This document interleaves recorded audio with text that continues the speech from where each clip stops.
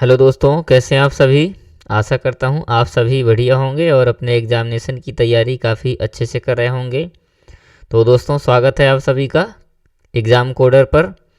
और जैसा कि आप सभी को पता है कि हम अभी यूपीएसआई के लिए एक स्पेशल सीरीज चला रहे हैं जिसमें इम्पॉर्टेंट आर्टिकल को कवर कर रहे हैं। तो दोस्तों, आज ये इम्पॉर्टेंट आर्टिकल का पार्ट 4 है और मैं आशा करता हूं कि आप सभी थर्ड पार्ट को कवर करके आए होंगे। तो दोस्तों, आइए स्टार्ट करते हैं बिना किसी टाइम वेस्टिंग के। तो आज का सबसे पहला आर्टिकल कौन सा है? Article number 61। तो आर्टिकल नंबर 61 में दोस्तों क्या कहा गया है कि राष्ट्रपति पर महाभियोग चलाने की प्रक्रिया किसमें है दोस्तों? आर्टिकल नंबर 61 में।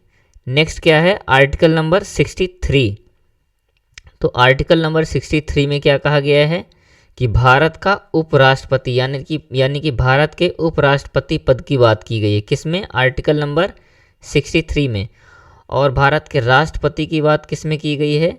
तो वो है आर्टिकल नंबर 52। कौन सा है? Article number 52। ये राष्ट्रपति के विषय में यानी राष्ट्रपति के पद के विषय में आर्टिकल नंबर 52 में है और उपराष्ट्रपति के लिए 63। नेक्स्ट देखते हैं, आर्टिकल नंबर है 64।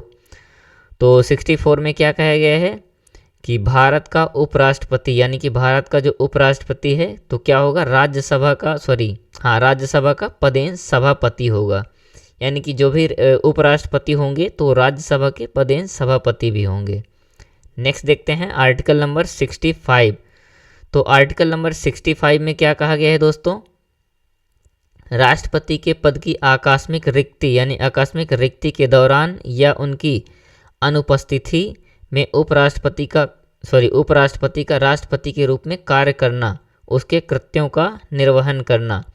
यानी कि जब कभी आकस्मिक रूप से अचानक से राष्ट्रपति का पद खाली हो तो उस टाइम पर जो वाइस प्रेसिडेंट यानी कि उपराष्ट्रपति होंगे तो एज ए प्रेसिडेंट यानी कि राष्ट्रपति के रूप में कार्य करेंगे। तो ये किस आर्टिकल में बोला गया है? तो यह है आर्टिकल नंबर 65। नेक्स्ट देखते हैं दोस्तों, आर्टिकल नंबर 66। तो आर्टिकल नंबर 66 में क्या कहा गया है? आर्टिकल नंबर 66 कह रहा है कि उपराष्ट्रपति का निर्वाचन यानी कि जैसे राष्ट्रपति का निर्वाचन होगा तो वैसे ही उपराष्ट्रपति के निर्वाचन के विषय में किसमें है? तो आर्टिकल नंबर 66।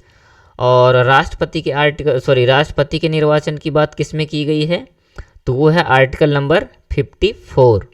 आर्टिकल नंबर 54 में प्रेसिडेंट यानी कि राष्ट्रपति के निर्वाचन के विषय में बोला गया है और उपराष्ट्रपति के निर्वाचन के विषय में आर्टिकल नंबर 66।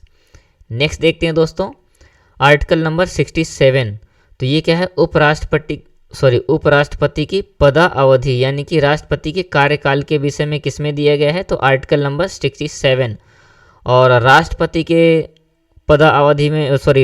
की पदावधि किसमें डिफाइन की गई है? तो वो है आर्टिकल नंबर 56। याद रखिएगा, दोनों इंपॉर्टेंट हैं। नेक्स्ट देखते हैं, अनुच्छेद नंबर 68।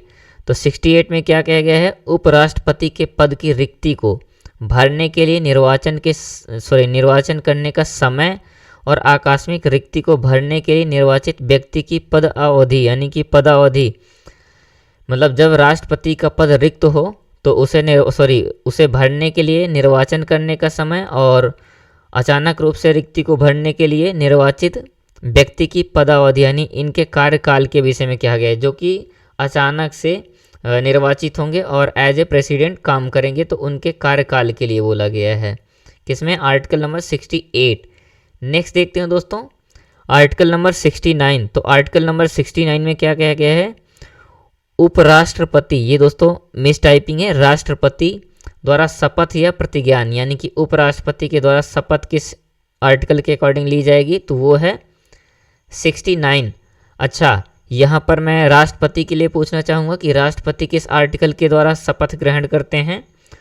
तो उनके लिए आर्टिकल कौन सा है? 60 यानी कि अनुच्छेद 60 के द्वारा 60 में बोला गया कि राष्ट्रपति के शपथ के विषय में और उपराष्ट्रपति के शपथ के विषय में 69।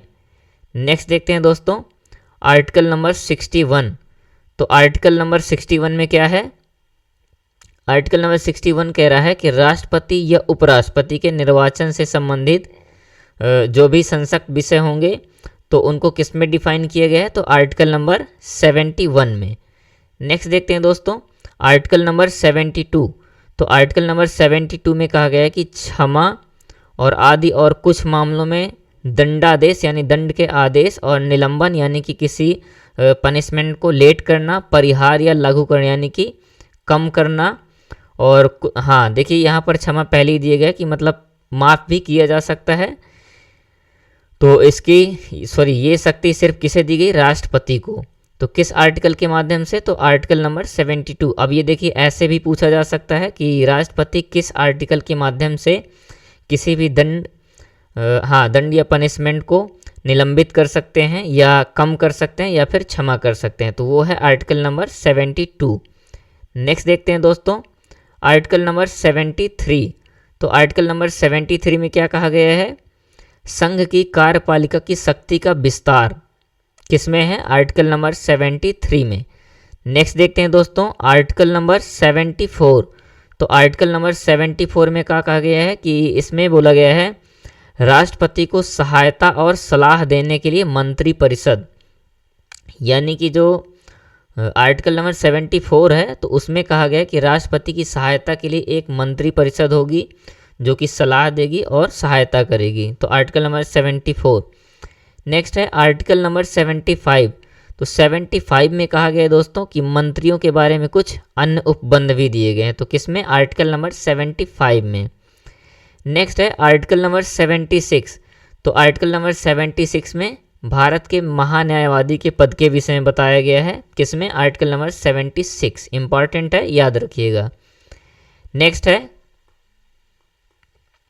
कौन सा आर्टिकल है, तो आर्टिकल नंबर 78। 78 में क्या है, राष्ट्रपति को जानकारी देने आदि के संबंध में प्रधानमंत्री के कर्तव्य, यानी कि किस आर्टिकल के माध्यम से प्रधानमंत्री राष्ट्रपति को जानकारी देंगे, तो ये आर्टिकल नंबर 78 के अकॉर्डिंग। नेक्स्ट देखते हैं। तो आज के लिए इतना ही दोस्तों, और आशा करता हूँ आप सभी को वीडियो पसंद आई होगी।